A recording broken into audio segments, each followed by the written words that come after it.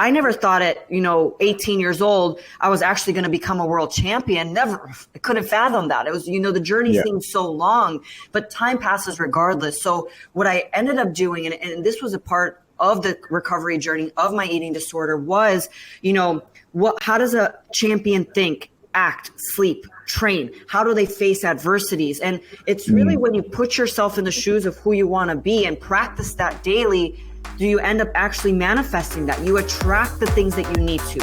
Hey team, it's Daine McDonald here, your host of the Industry Leaders Podcast, where we interview the best and the brightest in the world in the realms of fitness, nutrition, longevity, entrepreneurship, and mindset. And in today's episode, I've got a very special guest. She's actually one of our team members. She's a world champion wellness model. She's an accomplished personal trainer. She's worked with hundreds, if not thousands of clients around the world now, both online and in person. And she's only been in the industry 5-6 years. She started when she was 16. She's now 22. She's at the forefront of the next generation of fitness professionals. She's amazing at what she does. Most importantly, she's a lovely human being. So without further ado, Maria Birova, welcome to the Industry Leaders Podcast. Now, look at that professional mic. I mean, I was the host of this podcast, Daine. Let's not forget. Wow. Far out. That is a mic. Dude, I even remember my intro. Welcome back to another Industry Leaders Podcast. I am your host, Maria Birova, Clean Health Master.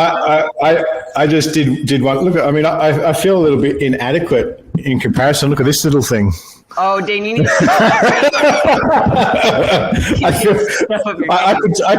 I could take this discussion one way, but I'm going to try and keep it real civil, all right? How are you?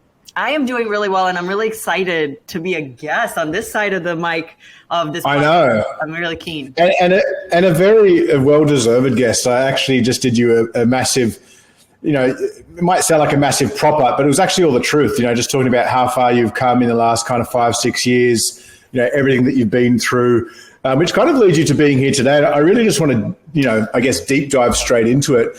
Yeah. Talk to me and I want to kind of get to one of the more recent things with you, winning the world championships in the wellness category and a federation that we'll discuss. But, one of the things that I know, having known you for several years now, is that this has been an intention or a goal of yours for years. And I think, I can, in many respects, relate to that, because a lot of time, there are people out there that set these intentions and the goals and they never achieve them. Yeah. Right. So talk to us about how did you get to this place? You set that intention, 2-3 years later, here you are, world champ. Yeah. And so my personality is this: when I decide something, there's no really stopping me, and I'll do whatever it takes to get there. And there's no real, timeline or roadblock that can stop me from getting there. And I don't fear the failure of the journey that it will take to get me there. So when it comes to competing with the WBFF, I've always been an athlete my whole life. And, from competitive cheer growing up to, always being into fitness. And I actually started training when I was 14. And I can finally say, I've been training for 10 years now. I really fell in love with, strength training, powerlifting, and it's what saved me from my eating disorder. And, growing up, I felt the gap where it's like I didn't have that, purpose of my training, that drive, that competition, and seeing something like bodybuilding, I was so drawn to it. And at the time, looking at athletes like our very own Hattie Boydell, I was inspired by the fact that she overcame a similar journey and is fitness world champion and is strong and is beautiful, and I really wanted to do exactly that in all aspects, and I knew I could, even though I was so far from where I am today. And it's one of those things where I just decided 2019 was my first competition, and that prep is a story in itself. It was not a great prep. I was still struggling with an eating disorder, and it's just my motto of keep showing up. And no matter what, I placed top 5 and I came back and I kept showing up. And, last season was the epitome of that. I did 4 back-to-back shows, from top 5 to second place, to being pushed to another category, to, winning my first crown, to winning my world title. And the one thing that held strong was that drive to, wanting to become a champion far before, stepping into the shoes of a champion far before I ever became one. And that's through everything I did. with every loss, I took that, personality and mindset. And that's what really carried me through. Because listen, any competitor or anyone who's competitive, it's gutting to not win. It fucking sucks. Yeah. Like, when I think you've got losses or setbacks, they're designed to teach, give you experiences and build resilience. But I want to come to a point, you made a comment there that you made a choice. Yes. Right. And I think a lot of the time, it is a choice. Yeah. Right. You use a few words there. You made a choice and then you stepped into the shoes of the person that you wanted to become before you even became that person. Like, talk to us, like, how did you visualize that? Did you journal that? For someone here listening right now, that's like, okay, you made a choice, then one day you were. Yeah. Like, that's great on a macro level, but on a micro level, what did that look like? And it took a long time to step into those shoes. Think about it this way. I had to let go. A big chunk of my identity was tied to, the struggles I was facing with my eating disorder, with the self-doubts. And, when it comes to that mindset of stepping into the shoes of the person you want to become, you have to embody not only the mindset, but the actions of the person you want to be. And that's in essence kind of manifesting the success that you want to have for yourself. And that goes for any goal. I think any goal I never thought at, 18 years old, I was actually going to become a world champion. Never, I couldn't fathom that. It was, the journey seemed so long, but time passes regardless. So what I ended up doing, and this was a part of the recovery journey of my eating disorder, was, how does a champion think, act, sleep, train? How do they face adversities? And it's really when you put yourself in the shoes of who you want to be and practice that daily, do you end up actually manifesting that? You attract the things that you need to. You overcome the adversities that you need to. And that goes with everything from being a coach to being, a master coach and, part of the education team at Clean Health to being a world champion. Yeah. All of those things, I at first faced a lot of self-doubt. But it was. How did you on that point? And a lot of people, it comes to them as like, how did you overcome, feelings of like imposter syndrome and things like that? Oh my gosh. And I still face it to this day. It's just truly accepting the fact that there will always be room for growth. Always. You yourself as a CEO of such a successful company, you yourself have a lot of room for growth, and we will always have that. And it's still a practice, because to this day, there are moments where I sit and I'm, I always want to do better and I always want to do more. And sometimes I'm hard on myself that I'm never doing enough. And it really is important to step back and be like, look at how far you've come, because you trusted your abilities to grow into who you need to be. And I think one important part that, I'm grateful for, not many people have that privilege, is having a support system of people who see that potential and believe in me before I even believed in myself, whether it was from you with Clean Health, whether it's from my coaches who saw. Did not make me cry on this fucking podcast, Maria. Stop it right now. My Aussie dad, okay? But for real, it really comes down to those people in my corner, that challenged me to be who I am now and can see the potential of who I can become as well. And if you have people in your life that are like that, hold them on tight, because it truly helps you in those moments when you're hitting, the wall where you're like, I don't think I can do this anymore. Right. So it's, and I want to touch on something that you said there. Like, I think I mentioned to you early on when we connected that I guess your intensity and focus to becoming your best self reminded me of me, when I still have that now, but definitely at that age, a lot of people don't have that in their late teens, early 20s. They're more interested in going out and partying and doing all that. And don't get me wrong, there's nothing wrong with that. Yeah. But that's never been a life that I've been attracted to. Like, I literally, my whole adult life, I didn't go out and do clubs. I didn't go out and smoke. I didn't go out and drink. I didn't go and do that shit. Whilst everyone else was doing that, I was going to bed early, getting up early and doing all that because I wanted to level up, right? So talk to us about kind of the importance, and you spoke about this briefly, but the importance of mentors, kind of like in probably a shameless self-plug for Clean Health, but like how Clean Health impacted you and has impacted you at this stage of your career. Yeah. So, to touch on what you just said, I am not like your average, back when we met, it was like, I was 19, turning 20. Yeah. I mean, it wasn't your average 20-year-old. I saw myself with like who I was today already back then. And I wanted to be that. And, you have to do the different things. And I at first you feel so lonely because, your circle doesn't do that. But I trusted that, the people around You're the outlier.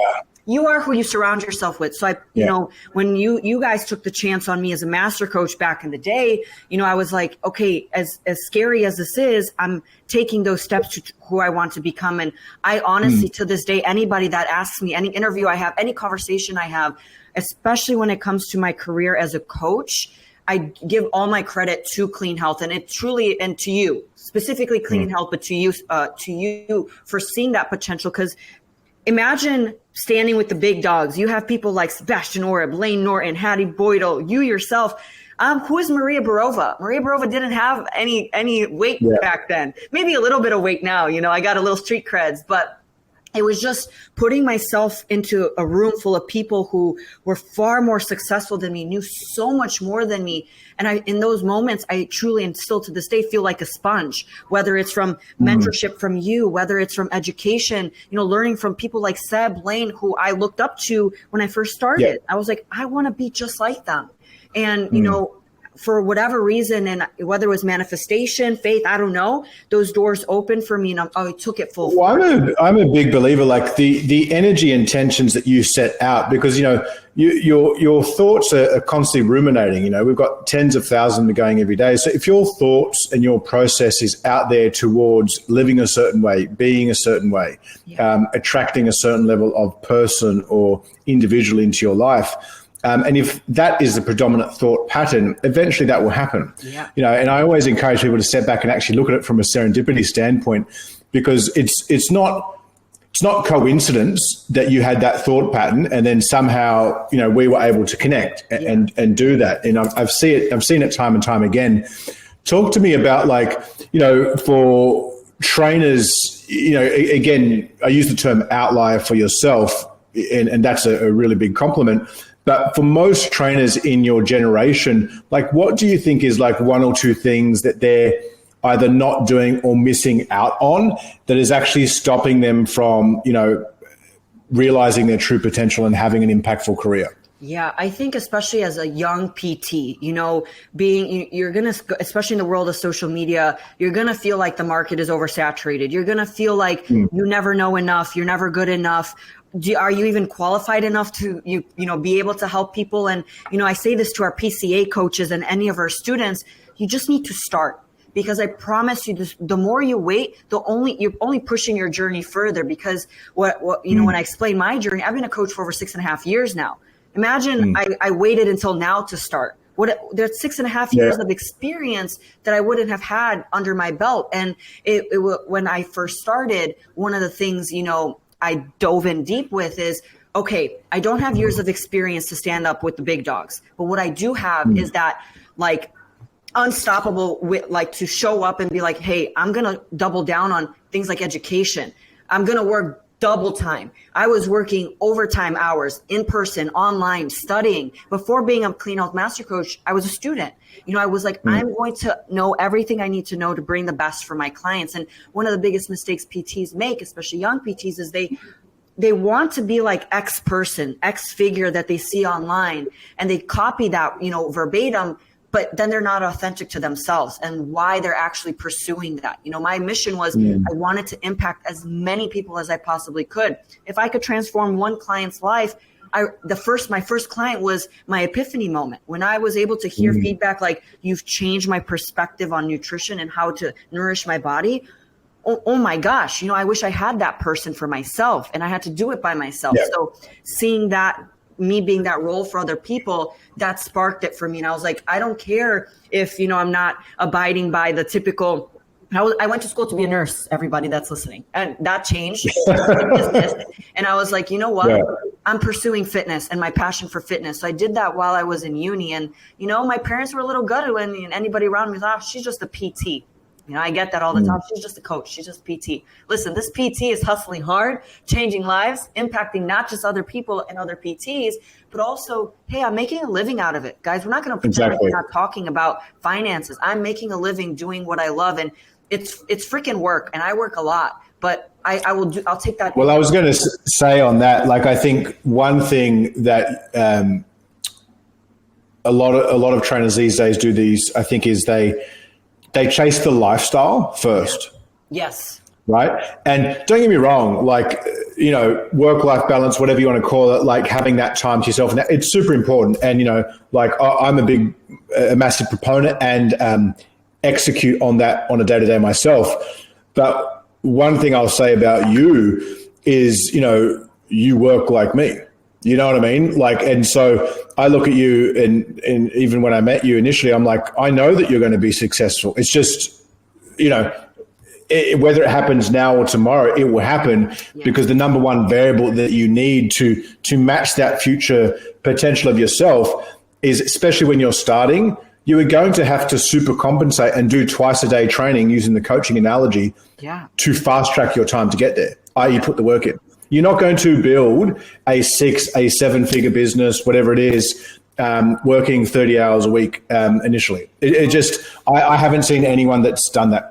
Yeah, and like literally, I couldn't tell you anyone been in the industry for 20 plus years that I know, and I know lots of different CEOs and this, that has built a successful business, like built it. Yeah. They might be working 30 hours a week now, but built it working 30 hours a week. It just doesn't happen. I was in uni full time. I was working my internship job.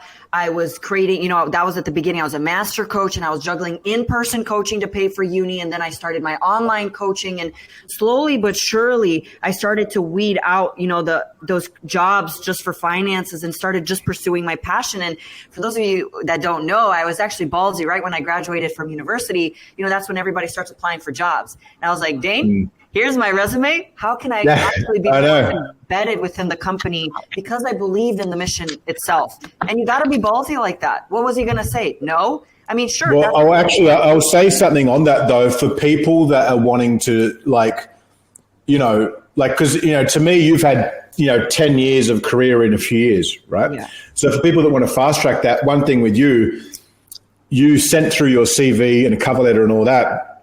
And then initially, you know, I was busy. We weren't necessarily looking at someone in that role. And so there was no response. And it wasn't because you didn't think anything, but you actually followed up. And you actually followed up more than once. And, you know, another person that did that back in the day was Mark Carroll. Yeah. He followed up multiple times to get a foot in the door. He didn't just put one in and then because no one got back to him or he didn't get a response, he just left it and got insecure. He went for it as you did. And I think that's one thing for people that want to, you know, move up the food chain, so to speak, or work in an organization or align themselves with people that are, I guess, further down the pathway than them right now. Like a lot of the time, these people are busy. So like, unless you're fucking knocking at their door consistently and they can see the passion and energy, because like, you know, for example, Clean Health, if we put a role to market, we get 100 applications. Yeah.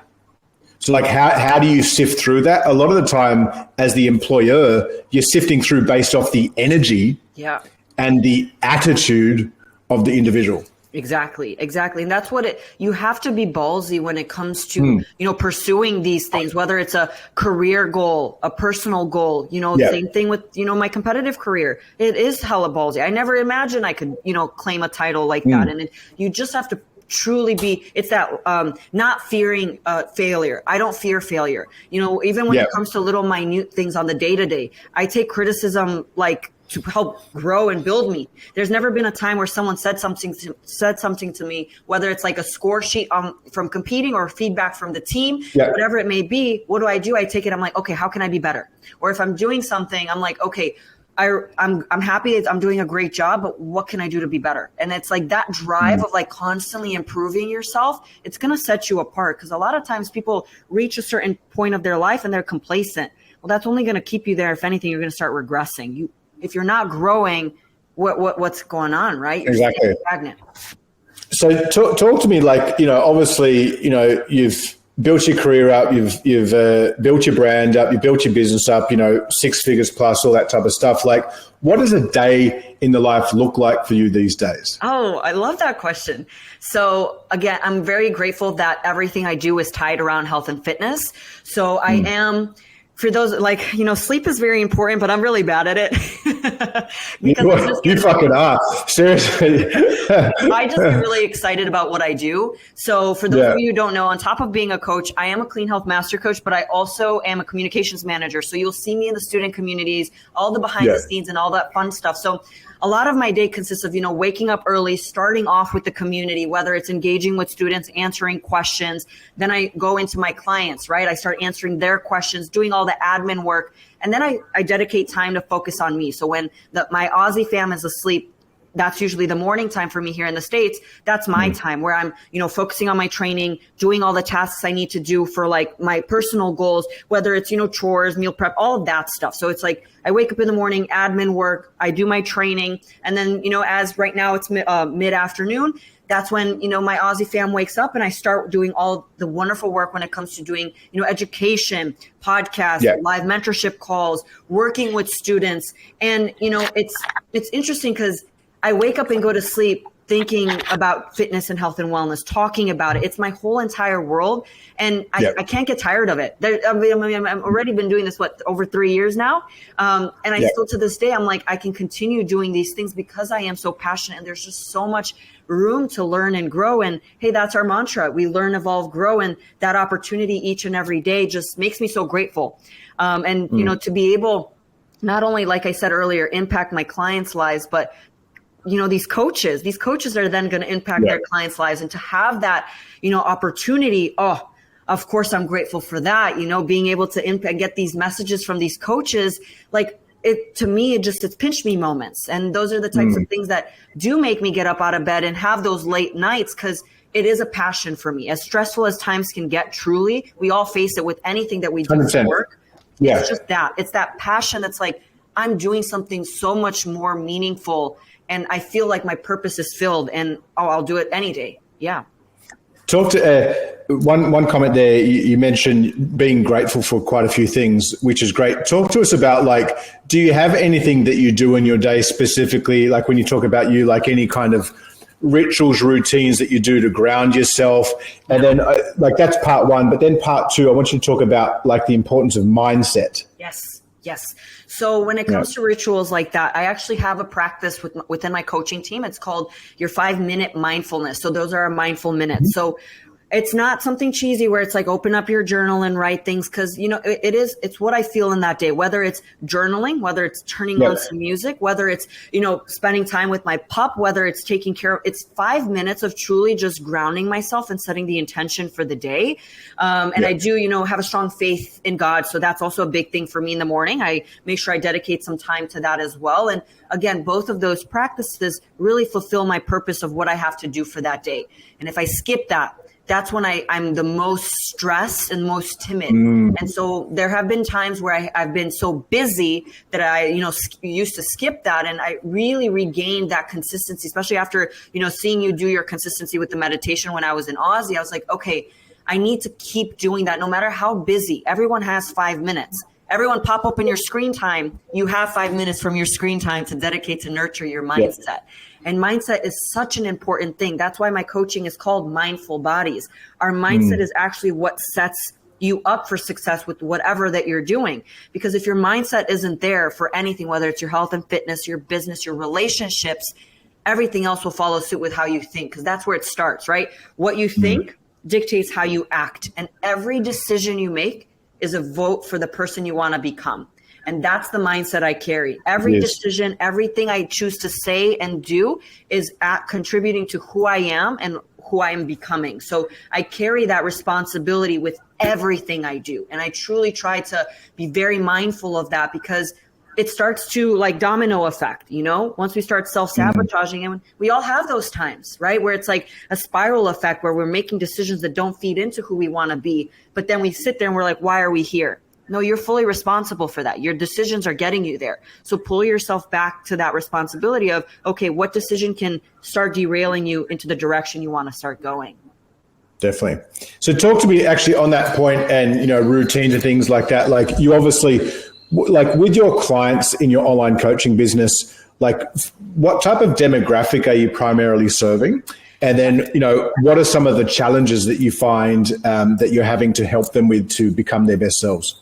Yeah. So I primarily work with women. In person, there are a few male clients that I do coach. I open up the opportunity for everyone, but in my online coaching realm, I do coach only women. And the demographic can range anywhere between, I have some high school students, that's my demographic because, I struggled with that and I'm a little younger, so it's easier to relate to. But I also, one of my oldest clients, she's 78, hitting PR, stronger than her husband. Listen, she's a badass. Awesome. And most of the issues really do come down to, the relationships with food and, all of the misinformation that's out there and just trying to step into a healthier self. Now, I do have a small niche of competitors now that I have, grown within the competitive field, like as an athlete. But most of my clients are general population women who are just simply trying to regain control of navigating their health and wellness, that are stuck, that have tried everything, that have done all the yo-yo diets, and that are just feeling frustrated and need that guidance. And, one of the biggest battles is that it's not, every coach struggles with encouraging compliance, but for me, it's that identity change. And that when I accepted that I needed to help them step into the identity of who they wanted to become, that's when I started seeing even more results. It's not about the plan, the program, the nutrition. We got that, right? If you're taking clean health courses, you know exactly what to do. But it's really encouraging that behavior change and identity change. And so after a few years of coaching, when that clicked for me, I was like, okay, I'm giving them these plans. Why aren't they just doing it? We all face that frustration. It was that. So once I started focusing on their mindset and really helping shape that, that's when I started seeing those changes, not only while we were working together, but thereafter. So what type of, and translating that, what type of tools are you deploying with your clients to actually focus on that? Are you spending more time in the initial consultation? Are you having more frequent checkups? Are you giving them additional information outside the sessions? What does that look like? Yeah. So basic structure for my elite coaching, I have weekly check-ins, but they do have access to me to message me at any time. I do offer a more higher end coaching, a boutique coaching with one-on-one. So it is a higher ticket coaching. And that's why, because I do want to be a little bit more hands-on with that. So they do communicate with me whenever they need me, whether it's sending me training videos, their nutrition questions, but they are checking in weekly, like an actual check-in process, photos, measurements, and feedback forms. So that's just the base structure of that. But when it comes to, I have a new client coming in, we have an onboarding process, right? I have my consultation call, they're onboarded, I send them a Loom, walking them through everything. Once we start checking off the non-negotiables like nutrition and training, then I start picking up after 2 to 3 weeks, what are some areas of not necessarily weakness, but areas of improvement when it comes to their behaviors? What are they actually struggling with? And I do truly listen to not only what they're saying on their feedback forms, but also to me when we have our check-in calls. And I pick up on things that, for example, nutrition is just so hard. I don't have the time. Pause, right? I start assessing why they're saying things like that. And I really, from the very beginning, stress the importance of radical responsibility. If I had a magic wand, I would wave it and we would all have the results we want to have. My goal isn't to promise you quick fixes, but is to encourage you to take responsibility for the actions that you have on the day-to-day basis and help you align them to be, like I said, to be the person that you want to become. Ask yourself these. And the one practice I actually encourage my clients to do is, especially when it comes to relationships with food, but in general, how is this decision serving who I want to become, right? That question of, is this choice going to be a vote for who I want to be? And that practicing that on the daily basis, it stops you in your tracks. Because things like, overeating and binge eating, which is a sensitive subject, that's mindless behavior. We just do it without even thinking about it. Having a pause moment where you hit the brakes and you're like, wait a second, I regain control. You are in control. Those things you do control. There's things in life we won't control. Oh my gosh, things happen all the time. But these things you do control. So pause in that moment and ask yourself some questions, right? Why are you doing this? How are you going to feel when you do this? Is this going to actually help you be who you want to be? Or is this holding you back to the person that you're trying to grow from? And these types of practices have really shaped the mindset of my athletes. And again, whether they work with me for 3 months or 3 years, they carry that with them thereafter working together. And to me, that's really powerful because it's not just about nutrition and training. It goes for everything that they do in their life. And I'm like, to me, I wish I had that when I was younger. So being able to provide that for them really, it makes me truly happy. Helping others is what is my love language. So if I can keep doing that, oh my gosh, it leaves me speechless. It's like a true deep passion of mine. So with the women that you're getting in, and obviously you're focusing on mindset, reprogramming, I guess, poor nutritional choices.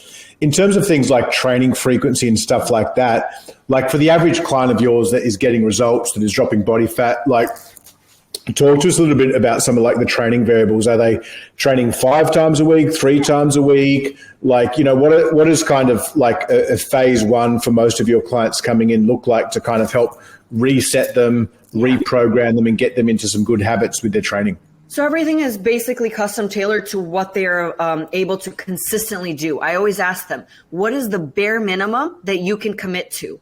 Because it's ambitious when they say, I can train 5 days a week, but they've only been going twice. All right, what can you realistically commit to? And we grow from there. So bare minimum, 3 to 4 days is like a happy medium for most. My more advanced athletes that do have the time capacity and training age for will go anywhere between 4 to 5. All of my athletes, all of them strength train, all of them. And the reason for that is there's so much benefit and value, not just on the physical aspect of, toning your body, shaping how you want to look, but there's so many health benefits of prioritizing strength training, even if your goal is fat loss, right? So, and especially with women, especially with my older women, and really giving them that confidence that, no, they're not going to get bulky when they're lifting heavy weights. Big one.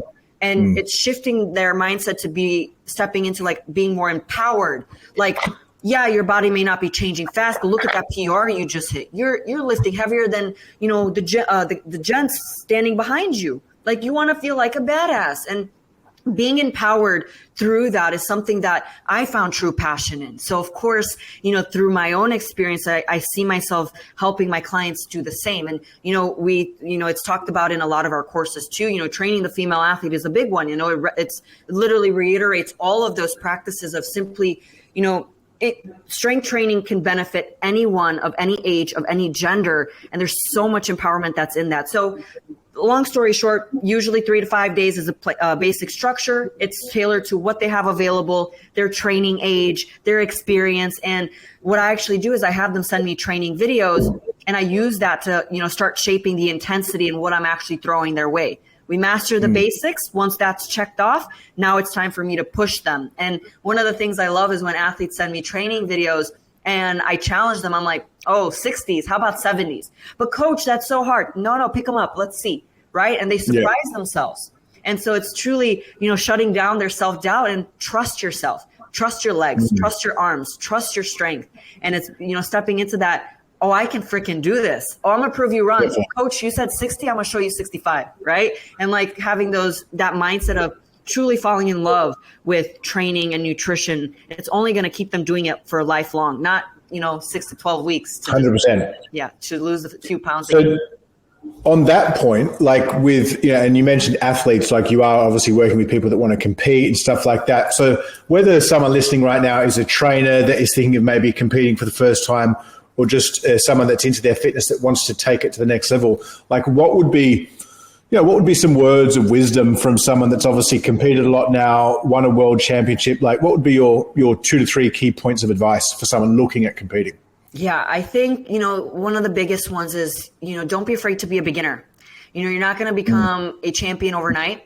You're not going to know it all overnight. Listen, I'm actually, back to being a beginner. Oh, great. Being a world champion is great, but I'm stepping into the shoes of something that I have no idea about in a new world, in a new realm. And it's just about truly not being afraid to, be a forever student, even in that sense. And there's so much to learn and grow, and you're always going to have that room for growth. And one of the biggest things is when it comes to actually competing, you have to take, that understanding that it's a choice you're making. Nobody's forcing you. So if you're not enjoying your competition prep and all you're doing is complaining about the hunger, the fatigue, what you have to do, then it probably isn't for you. Don't get me wrong. It's hard. Once you get close to your show, it's a good point though. Like I think sometimes perception versus reality, yes. People don't understand necessarily what it takes. So you're right. It's not for everyone. No. And one of the mottos that and that's okay. I live by is pressure is a privilege.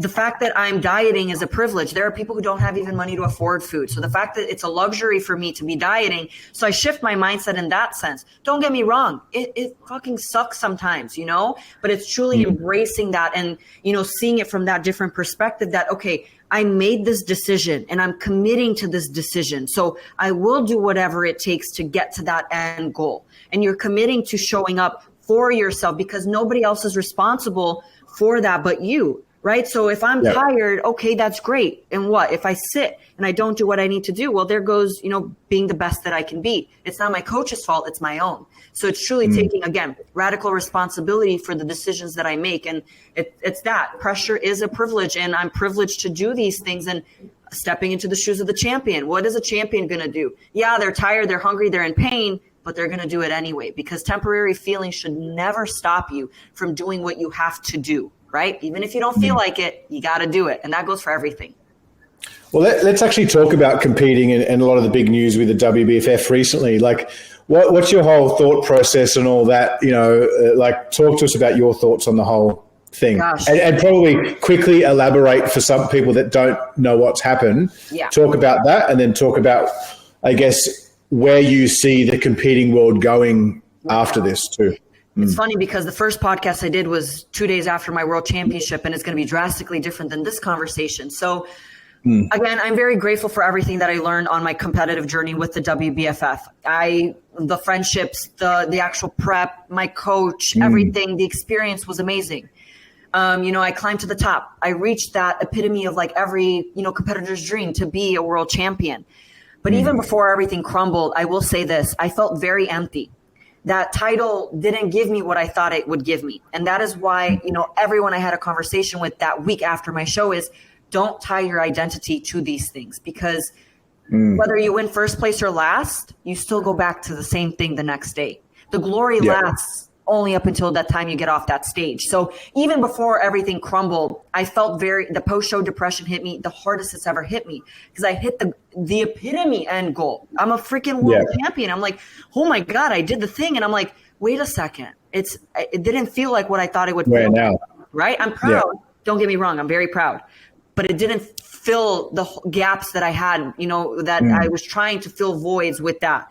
And you're not your titles and your wins. You're way more than that, people. So if you're chasing these things, no, there's so much more to life than chasing a title for any federation and competition. But long story short, I did have a dear friend of mine and teammate who did pass away at the show. And I solely, aside from all of the drama, if anybody wants to know it, you could go on social media, you'll see it in an instant. We all know what's out there. But due to the fact that how the death of my teammate was handled, I chose to value my integrity and what I believe is right, to step away from that. Now think about it this way. Let me put it in, and I've come to terms with it. I had to mourn a loss of that identity that I chased viciously for 4 years. Yeah. I chased that with everything, time, energy, mindset, relationship, like everything. And within 2 weeks of claiming something that I've worked so hard for, I had to let it go. Give it away. Yeah. And it was one of the hardest weeks for me mentally. On top of dealing with all of the grief and all of the sadness of seeing what's happening, it's just truly that of like, I am letting go something that I've worked so hard for. But again, no title, no crown, nothing like that means more to me than who I am remembered as and the integrity that I have. And those things I value more than a title. And that's why I say you're more than those things, right? I am a coach. I'm an athlete. It doesn't discredit my journey. It doesn't discredit my achievements. But to me, I value that more, because for people that do support me, whether it's, Clean Health, my sponsors, my athletes, my, people who follow me, I have that responsibility to stand for what's right, no matter how hard it was to let that go. And, the decision wasn't hard. It was just simply mourning that loss of like, I got the thing, we were on a high, and I had to let it go. And, it's one of those things where, you overcome that. But like anything else, those moments only open doors and opportunities for other things. And everybody in my corner supported that decision, which I'm endlessly grateful for. But now I'm onto a new journey. And it's one of those things where nobody's surprised. Nobody's surprised that Maria, within the next one day of mourning, she's like, all right, what's next, team? Give me the next hurdle to climb, because that's who I am. I have an obsession, fixation of okay, I need a new challenge. I need to be the best. And, this is going to be the first time I'm announcing it publicly. People have been kind of guessing on social media. I am switching federations. I am going to be competing with the NPC/IFBB, which is, one of the biggest and oldest bodybuilding federations, which is a whole new world for me. It is very different. It's a whole new ballpark of, the prestigiousness of getting to something like the Olympia, to the physique, to the posing. Everything is completely new. But guess what? I'm up for that challenge, and I'm not afraid to be a beginner. And so, I already dove into it. I'm actually 14 weeks out. I'm practicing every day, and it's so new to me, and it's so scary. And I'm like, I'm doing it. I'm probably not going to be great at it when I start, but I want to show everybody that if you have that will to be the best version of yourself that you can be, no goal should scare you. My goal is literally, I called my new coach. I was like, I want to step on the Olympia stage, 2024, 2025. I'm going to be on that stage. I'm going to the Olympia this year so I can see the stage, so I can visualize myself on that stage. I don't play with things like that. It's an obsession of, I want to step into the discomfort to get to those things that seem so freaking scary and super impossible right now, but I'll get there. Go ahead. Do you see a lot of people switching to the IF? Yeah. Yeah. So there are going to be, the WBFF did lose some of the biggest athletes and champions. I'm talking 5-time world champions, official designers, amazing coaches. And I have utmost respect because, gosh, I know how much that hurt. And these people have been there for double the time, triple the time that I have. But again, value and integrity over anything. And I have nothing bad to say. I'm not here to, bash anyone. I respect anybody's decision, but I do have mad respect for everybody that, that overcame that, deep down pain to walk away from that. And there are a lot of athletes that are already, NPC IVB is going to be overwhelmed. No, I know. Holy shit. Well, I look forward to seeing you with the crown on the Olympia stage over the next few years, because I know that you'll get it. I'm going to proudly represent the fam when I step the O stage one day. Definitely. Well, look, what I want to do is I want to end on some kind of fireside questions. So basically, I'm just going to ask you a question, and then I want you to hit me back up with the first thing that comes to mind. Okay. So first one, who inspires you and why? Oh my God, my mom. And I said this on the other podcast too. My mom inspires me, and my mom, she's a single mom, raised me. Man, this woman faced so much hardships raising me. And to me, it's that resilience that I truly carry with me with everything I do, because I know there is nothing that I can be faced with that I can't overcome. I've seen that with her. I've seen it with myself. The only way we lose is by giving up. And I will never give up on anything, anyone, any dream, anything I face. So, Mom. I love it. The fitness industry in 2030. Ooh, I hope we see even more strong, badass women in the industry proudly representing, that, it's grown within the past 5 years, but I definitely want to see more of that strong women empowerment. And also let's cut the bullshit, and we need more evidence-based coaches. And guess what? Clean Health is going to be doing that. We're going to be building our army of continuing to do it. Next one. What is one area in your life right now that you would like to improve at? Ooh, that's a hard one. Honestly, it would truly be my area of my life I want to improve on. How about... Could be anything. Yeah. I think, taking a step back and not my mindset. I get in overdrive where, Daine, I said this earlier, I still feel like I don't do enough.